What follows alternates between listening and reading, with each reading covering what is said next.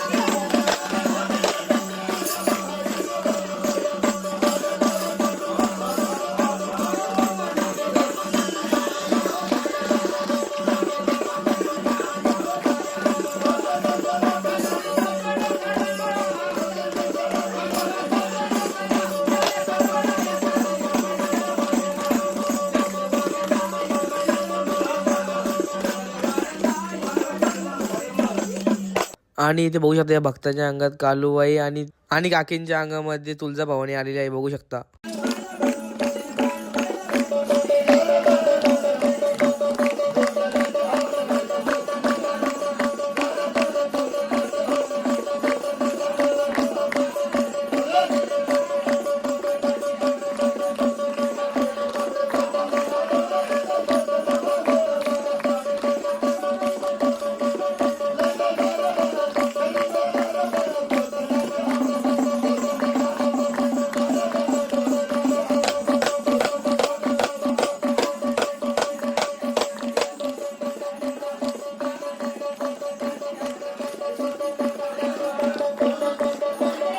तर इथे बघू शकता आमचा ताल्याचा कार्यक्रम संपलेला आहे. आता चालू होती आरती ओळून आम्ही निघालो रूमवर जाण्यासाठी. इथं बघू शकता आम्ही पहिले आलो, मग आली आपली बस मागून पूर्ण मंडळी आपली, आणि गेलो थोडा वेळ असंच मंदिराकडे टाइमपास करायला. मग काहीच घेतलं जेवून. बाकी जेजुरीचं दर्शनाचा व्लॉग आणि देवांचा व्लॉग नेक्स्ट पार्ट